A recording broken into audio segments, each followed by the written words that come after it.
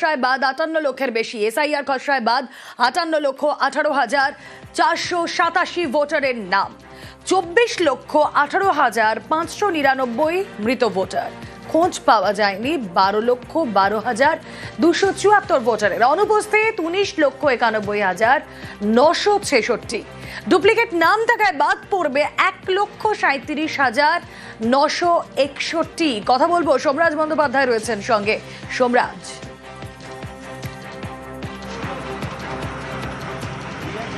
দেখো, গোটাটাই কিন্তু সম্ভাবনা। তার কারণ খসড়া তালিকা থেকে বাদ পড়লেও আগামী দিনে কিন্তু এই নামের মধ্যে থেকে যেগুলি বাদ পড়ছে, আগামী দিনে কিন্তু সেগুলো কিন্তু তালিকায় অন্তর্ভুক্তির সুযোগ থাকছে। কেন বললাম? এই কারণ 2002 এর ভোটার তালিকার সঙ্গে বর্তমান ভোটার তালিকা, এই দুটিকে মিল করেই কিন্তু এই 58 লক্ষেরও বেশি নাম খসড়া তালিকা থেকে বাদ পড়ার সম্ভাবনার কথা বলা হচ্ছে। কিন্তু তোমাকে জানিয়ে রাখি, 2021-এর বিধানসভা নির্বাচন থেকে শুরু করে 2024-এর লোকসভা নির্বাচন, এ রাজ্যে যে মৃত ভোটারের তথ্য উঠে আসছে, যে শিফটেড ভোটারের তথ্য উঠে এসছে, প্রত্যেকবারই কিন্তু দেখা যায় যে ভোটের আগে ভোটার তালিকা সংশোধন করে নির্বাচন কমিশন। সেক্ষেত্রে এই তালিকা, যে তালিকা উঠে এসেছে 58 লক্ষেরও বেশি, এই তালিকাও কিন্তু সেই সময় কোনো সময় সংশোধন হয়ে এসেছে, বা শিফটেড ভোটারের কথা যেটা বলা হচ্ছে, সেই শিফটেড ভোটারের মধ্যে যাদের যেখানে ভোট ছিল তারা সেখানে ভোট দিয়েছে। ফলত এই সংখ্যা থেকে কোনোদিনই বলে যাওয়া যায় না, বা বর্তমানে এখনই বলে যাওয়া যাচ্ছে না যে এই 58 লক্ষেরও বেশি নাম বাদ পড়তে চলেছে। কারণ আগামী দিনে যখন হিয়ারিং হবে বা শুনানি হবে, সেই সময় শিফটেড ভোটারের তালিকায় যারা রয়েছেন তারা হিয়ারিং এ যাওয়ার সুযোগ পাবেন, ডুপ্লিকেট ভোটারের তালিকায় যারা রয়েছেন তারা হিয়ারিং এ যাওয়ার সুযোগ পাবেন। আমার অনেক ক্ষেত্রে দেখা যাচ্ছে যে বিএলওদের তরফে যে ফর্ম আপলোড করা হয়েছে সেখানে জীবিত ভোটারকে তারা মৃত ভোটার দেখিয়েছেন, এরকমও কয়েকটি উদাহরণ এসেছে। ফলত এই যে উদাহরণগুলি উঠে এসেছে, এক্ষেত্রে তারাও কিন্তু আগামী দিনে শুনানি প্রক্রিয়ায় যাওয়ার সুযোগ পাবেন। কারণ এই যে 58 লক্ষেরও বেশি যেটি বলা হচ্ছে খসড়া তালিকায় বাদ পড়ে যাওয়ার সম্ভাবনা, তারা কিন্তু প্রত্যেকেই নোটিশ পাবেন, প্রত্যেকের নামই নোটিশ ইস্যু হবে। এবং সেক্ষেত্রে এই যে বিএলওদের তরফেও কিছু ভুল হয়েছে, তারাও কিন্তু আগামী দিনে সে হিয়ারিং এ যাওয়ার সুযোগ পাবেন। ফলত এটা এখনই বলা যাচ্ছে না। ওকে সোমরাজ, সঙ্গে থাকো। আর অবশ্যই এই নাম বাদের যে তালিকা সামনে আসছে তা নিয়ে রাজনৈতিক তরজাও তুঙ্গে। 14ই ফেব্রুয়ারি তো আপনি আসবেন, আমি গণৎকার নই। আমি বারে বারে বলেছি 4 রকমের লোকের নাম থাকবে না। একটা হচ্ছে মৃত, আরেকটা হচ্ছে ডবল ট্রিপল এন্ট্রি, আরেকটা হচ্ছে ভুয়া, আরেকটা হচ্ছে বাংলাদেশি মুসলিম অনুপ্রবেশকারী এবং রোহিঙ্গা। বাংলাদেশ থেকে আসা হিন্দুদের নাম থাকবে, তারা শরণার্থী। বাংলাদেশ থেকে আসা মুসলমানদের নাম থাকবে না, তারা অবৈধ অনুপ্রবেশকারী। 15 তারিখ সকালবেলা ডান্ডাটা নিয়ে আমার কাছে আসবেন, আপনাকে চিনি দিয়ে অথবা চিনি ছাড়া যে চাটা খেতে চান চাও খাওয়াবো, নকুড়ের সন্দেশও খাওয়াবো। কমিশনকে তো বলাই হয়েছিল যে বিষয়টা অনেক বড়, সে বাম জমানা 2002, এর জন্য একটু বেশি সময় লাগতো। 2001 সালে বিধানসভা নির্বাচনের পর প্রায় 2-2.5 বছর ধরে এসআইআর এর কাজটা হয়েছিল। এই 2 মাসের মধ্যে করতে হবে বিজেপির রাজনৈতিক এজেন্ডা নিয়ে, তো এগুলো তৈরি করেছে। এবং অন্য রাজ্য তাহলে সময় বাড়াতে হচ্ছে কেন? অন্য রাজ্যেও কিছু প্রবলেম তো হচ্ছে, এবং বিএলওদের উপর এই যে চাপটা তৈরি করে দিয়েছেন, সেটাতেই এই প্রবলেমটা হচ্ছে। এবার জেলা ভিত্তিক কিছু পরিসংখ্যান আপনাদের সামনে রাখি, যেখানে কোথায় কত নাম বাদ পড়ছে তা আরো ক্লিয়ারলি বোঝা যাবে। 2 চব্বিশ পরগনায় শুরুতেই দক্ষিণ 24 পরগনায় 8,16,047 নাম বাদের সম্ভাবনা। উত্তর 24 পরগনায় নাম বাদ যেতে পারে প্রায় 8 লক্ষ। হাওড়া জেলায় 4.5 লক্ষ নাম বাদের সম্ভাবনা।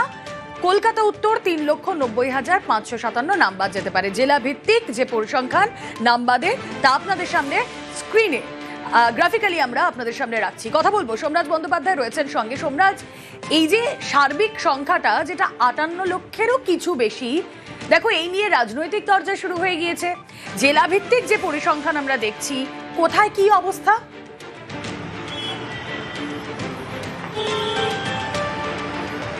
দেখো, যদি মোট ভোটারের হিসাব করে যদি দেখা যায়, তাহলে উত্তর কলকাতা এবং দক্ষিণ কলকাতায় সব থেকে বেশি নাম বাদ পড়ার সম্ভাবনা থাকছে। যদি টোটাল ইলেক্টর অর্থাৎ উত্তর কলকাতা এবং দক্ষিণ কলকাতায় বর্তমানে যে মোট ভোটার রয়েছে তার অনুপাতে উত্তর কলকাতা এবং দক্ষিণ কলকাতা সব থেকে বেশি নাম বাদ পড়ার সম্ভাবনা থাকছে, যেটা এখনো পর্যন্ত আজ দুপুর 12টা পর্যন্ত তথ্য তৈরি হয়েছে নির্বাচন কমিশনের। সেখানে দেখা যাচ্ছে দক্ষিণ দিনাজপুর জেলায় 8,975 জন, আলিপুরদুয়ার জেলায় 95,267 জন, কোচবিহার জেলায় 1,13,335 জন, জলপাইগুড়ি জেলায় 1,33,091 জন, পূর্ব বর্ধমান জেলায় 2,08,007 জন, নদিয়া জেলায় 2,16,577, মুর্শিদাবাদ জেলায় 2,78,706, পশ্চিম বর্ধমান জেলায় 3,06,181, দক্ষিণ 24 পরগনা জেলায় 8,16,047। এটা কিন্তু গোটাটাই সম্ভাবনা, কারণ যাদের নাম বাদ পড়ছে খসড়া তালিকা থেকে, আবারও বলছি আগামী দিনে শুনানির সুযোগ রয়েছে। ফলত এই যে জেলাভিত্তিক যে পরিসংখ্যানটা দেখছো, এটা গোটাটাই সম্ভাবনা আগামী দিনে এই পরিসংখ্যানের রদবদল হতে পারে। বেশ,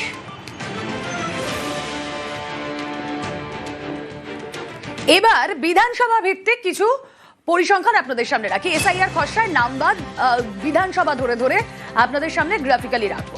যেমন চৌরঙ্গি, যদি আমরা চৌরঙ্গির দিকে নজর রাখি 74,553, সেখানে জোড়াসাঁকো 72,900, বালিগঞ্জ 65,171। দেখুন এগুলো সবই এখনো পর্যন্ত সম্ভাবনা, ফাইনাল তালিকা এখনো নয়, তবে সম্ভাবনা কোথায় কোথায় নাম বাদ পড়ার কত তারই গ্রাফিক্যাল প্রেজেন্টেশন আপনাদের সামনে। আবারও চলে যাব, সোমরাজ রয়েছেন সঙ্গে। সোমরাজ, দেখো ইন্টারেস্টিংলি যদি আমরা বিধানসভা ভিত্তিক এই পরিসংখ্যানগুলোর দিকে নজর রাখি, তাহলে ভবানীপুর রয়েছে, নন্দীগ্রাম রয়েছে, যেগুলোতেও প্রচুর প্রচুর সংখ্যক নামবাদের আশঙ্কা। আমি তালিকায় এখনো পর্যন্ত যা দেখলাম সব থেকে বেশি বোধহয় বালিগঞ্জে নামবাদ পড়ার সম্ভাবনা।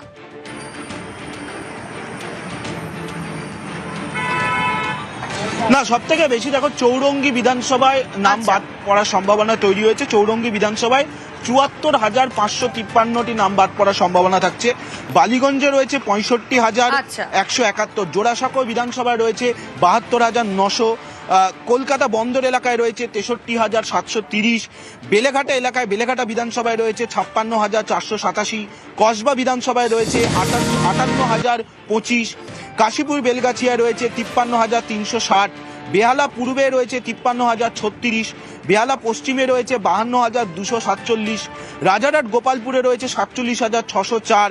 আবার তুমি যদি জেলার দিকে যাও, জেলার দিকে দেখা যাচ্ছে খড়গপুর বিধানসভায় রয়েছে 43,994, আসানসোল উত্তরে রয়েছে 42,599, আসানসোল দক্ষিণে রয়েছে 39,202, ডাবগ্রাম ফুলবাড়ি যেটা অত্যন্ত গুরুত্বপূর্ণ বিধানসভা সেখানে রয়েছে 38,395। আবার যদি মালদায় যাও, ইংরেজবাজার বিধানসভা সেখানে রয়েছে 23,956। 294টি বিধানসভাতেই এটাই কিন্তু মূলত সম্ভাবনা। আবারও বলছি, তার কারণ আগামী দিনে ডুপ্লিকেট ভোটার হিসেবে, শিফটেড ভোটার হিসাবে বা আদার্স বা অন্য কোনো কারণে তারা ফর্ম ফিল আপ করেনি, এই যে সংখ্যাগুলি রয়েছে, মোট 5টি প্যারামিটার রয়েছে, তার মধ্য থেকে যাদের যাদের নাম খসড়া তালিকা থেকে বাদ পড়ছে তাদের কিন্তু আগামী দিনে শুনানিতে যাওয়ার সুযোগ রয়েছে। ফলত এই যে পরিসংখ্যানটা তুমি দেখছো 294টি বিধানসভার, অর্থাৎ বিধানসভা ভিত্তিক, সেই সংখ্যার আগামী দিনে রদবদল হবে। সোমরাজ, দেখো আরো ক্লিয়ারলি বোঝা যাবে, যেহেতু কমিশনের তরফ থেকে বলাই হয়েছিল যে বুথে বুথে একটা করে তালিকা তা প্রকাশ পাবে। আগামীকাল কি সেই তালিকা প্রকাশ পাচ্ছে, তার সম্ভাবনা কতটা জোরালো?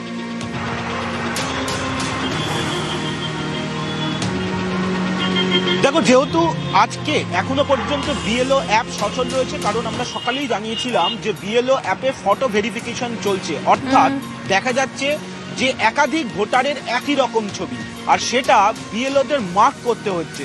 সেই কারণেই আগামীকালকের পর থেকেই বুথে বুথে তালিকা দিয়ে দেওয়া হবে বলেই কমিশন সূত্রে জানা যাচ্ছে, এবং ইতিমধ্যেই রাজ্যের মুখ্য নির্বাচনী আধিকারিক মনোজ কুমার আগরওয়ালও সেই নির্দেশ ইতিমধ্যেই দিয়েছেন। কারণ আজকে জাতীয় নির্বাচন কমিশনের সঙ্গে একটি বৈঠক হয়, সেই বৈঠকেও কেন তালিকা দেওয়া হয়নি সেই নিয়ে প্রশ্ন করা হয়, এবং আগামীকাল থেকে সেই তালিকা বুথে বুথে দেওয়ার প্রক্রিয়া শুরু হবে, এবং 14 তারিখ থেকে পুরোপুরিভাবে তুমি দেখবে যে বুথে বুথে সেই তালিকা টাঙানো আছে, কারা মৃত ভোটার, কারা শিফটেড ভোটার, কারা ডুপ্লিকেট ভোটার, কারা আনট্রেসেবল অর্থাৎ খুঁজে পাওয়া যায়নি, আর কারা ফর্ম পেয়েও ফর্ম জমা করেনি বা ফর্মে সই ভুল করেছে। এই 5টি তালিকা পৃথক পৃথকভাবে বুথে বুথে দেওয়া থাকবে। 14 তারিখ থেকে অবশ্যই দেওয়া থাকবে, কিন্তু কাল থেকেই সেই প্রক্রিয়া শুরু হবে। আজ রাত পর্যন্ত বিএলও অ্যাপ মূলত সচল করা আছে ফটো ভেরিফিকেশনের জন্য, কারণ একাধিক ভোটারের একই রকম ছবি, যেটা জাতীয় নির্বাচন কমিশনের সফটওয়্যারে ধরা পড়েছে। বেশ,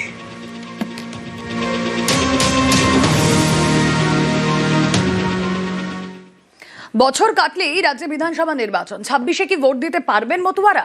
তৃণমূল এবং কংগ্রেসের পরে মতুয়াদের নিয়ে এবার উদ্যোগী সিপিআইএম। মতুয়া কাটায় প্যাঁচে পদ্ম শিবির।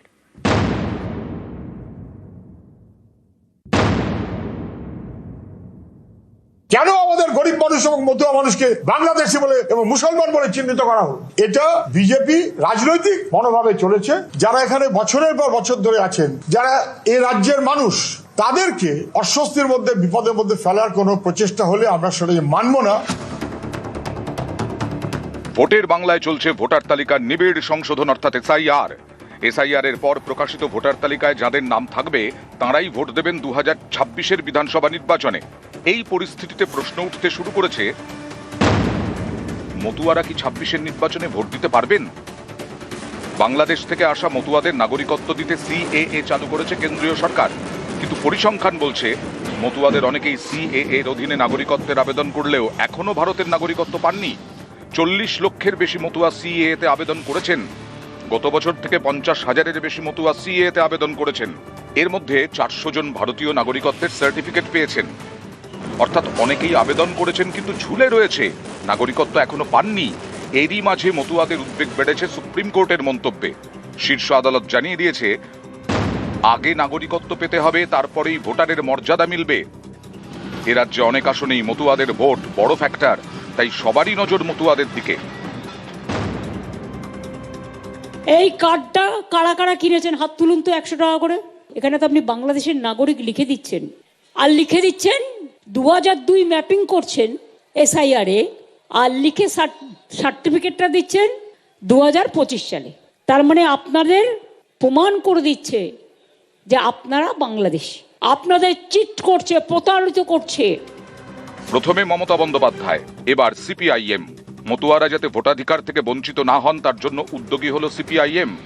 শুক্রবার রাজ্যের মুখ্য নির্বাচনী আধিকারিকের দফতরে গিয়ে ডেপুটেশন জমা দেন সিপিআইএম নেতা সুজন চক্রবর্তী।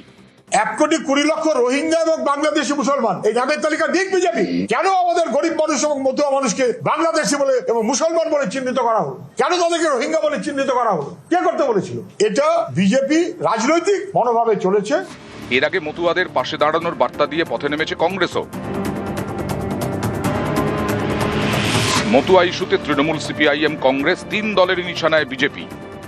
যারা এখানে বছরের পর বছর ধরে আছেন, 25, 30, 40, 50 বছর, যারা এই রাজ্যের মানুষ, তাদেরকে অস্বস্তির মধ্যে, বিপদের মধ্যে ফেলার কোনো প্রচেষ্টা হলে আমরা সেটাকে মানব না। কেন্দ্রীয় সরকার যে আইন করেছে তাতে 2014 সালের 31শে ডিসেম্বর পর্যন্ত যারা আসবেন তারা ডিমড সিটিজেন। যারা ডিমড সিটিজেন 14 আগে এসেছেন, ভোট দিয়েছেন, তাহলে কোন যুক্তিতে তারা ভোটার এই অধিকার থেকে বঞ্চিত হবেন? তবে নাগরিকত্ব যাদের দেখার তারা দেখুন, কিন্তু যে মানুষ 24-এ ভোট দিয়েছেন, 21-এ ভোট দিয়েছেন, 19-এ ভোট দিয়েছেন, 14 আগে ভোট দিয়েছেন, তাদের কাগজের বিড়ম্বনায় ফেলা যাবে না। এদের নিঃশর্তভাবেই ভোটার তালিকায় নাম রাখাটা জরুরি। মতুয়া সহ সমস্ত বাংলাদেশি নিপীড়িত হিন্দু উদ্বাস্তু যারা ধর্মীয় কারণে ওখানে মুসলমানদের কাছে মার খেয়ে এবারে পালিয়ে এসেছেন, তারা সবাই এদেশের নাগরিকত্ব পাবেন, এদেশের ভোটার হবে। একথা আমরা বুক ঠুকে বলেছি এবং বুক ঠুকে বলবো। নিউজ 18 বাংলা। বঙ্গ সফরে প্রধানমন্ত্রী 20 ডিসেম্বর সভা করবেন নদিয়ার মতুয়া প্রভাবিত রানাঘাটে। এসআইআর এর পরে ভোটার লিস্টের নাম থাকা নিয়ে মতুয়াদের অনেকেই উদ্বেগে, যা বিজেপির কাছে ভীষণ চাপের। তাই কি ড্যামেজ কন্ট্রোলে ময়দান এবার মোদি? প্রশ্ন অনেকেরই।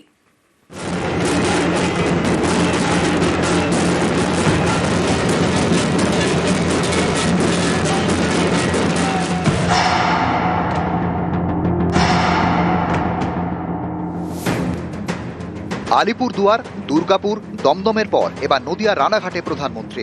পশ্চিমবঙ্গের যে এলাকাগুলি মতুয়া প্রভাবিত তার মধ্যে অন্যতম রানাঘাট। 20 ডিসেম্বর রানাঘাটে নরেন্দ্র মোদীর সভা। সকাল 10:30টায় রানাঘাটে নামবে তার হেলিকপ্টার। আগামী 20 তারিখ নদিয়ার মাটিতে ভারতবর্ষের যশস্বী প্রধানমন্ত্রী শ্রী নরেন্দ্র মোদীজি আসছেন। তাহেরপুরের মাঠে 10:30টায় তিনি এই যে হেলিপ্যাড, এই হেলিপ্যাডে প্রধানমন্ত্রীজি নামবেন। টার্গেট আছে 5 লক্ষ মানুষকে সেদিন নিয়ে আসে। বাংলায় মতুয়া ভোট বিজেপির বড় ভরসা। উত্তর 24 পরগনার বনগাঁ, নদিয়া, রানাঘাট, কৃষ্ণনগরের মতো এলাকার বিধানসভা আসনগুলিতে মতুয়া ভোট অন্যতম ফ্যাক্টর। 2019-এর লোকসভা নির্বাচন এবং 2021-এর বিধানসভা নির্বাচনে এই মতুয়া ভোটের বড় অংশ বিজেপির ঝুলিতে যায়। 2024-এর লোকসভা নির্বাচনে হারানো জমি কিছুটা উদ্ধার করে তৃণমূল। তারপরও বনগাঁ আসনটি বিজেপি দখলেই থেকে যায়। কিন্তু এসআইআর নিয়ে এখন এই মতুয়াদের মধ্যেই নাম বাদ যাওয়ার আশঙ্কা দেখা দিয়েছে। মতুয়াদের উদ্বেগের জন্য বিজেপিকে দায়ী করে সুর চড়াতে শুরু করেছে তৃণমূল, সিপিআইএম, কংগ্রেস। এই পরিস্থিতিতে মতুয়া প্রভাবিত রানাঘাট সফরে আসছেন প্রধানমন্ত্রী। অনেকেরই প্রশ্ন, তাহলে কি মতুয়া ইস্যুতে ড্যামেজ কন্ট্রোল করতে এবার ময়দানে নরেন্দ্র মোদী?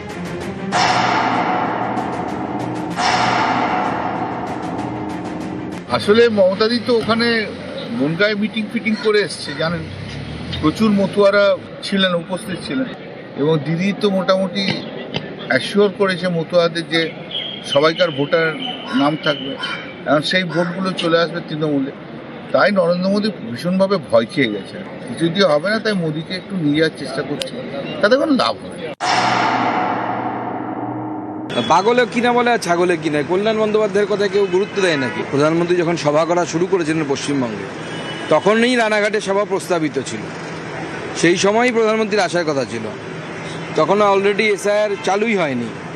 কারো চিন্তার কোনো কারণ নেই, নরেন্দ্র মোদী আছে। হিন্দুদের কথা, মতুয়াদের কথা তৃণমূল বা সিপিএম কেউ ভাবতে পারে না। ভাবলে নরেন্দ্র মোদী ভাববে, বিজেপি ভাববে। নিউজ 18 বাংলা।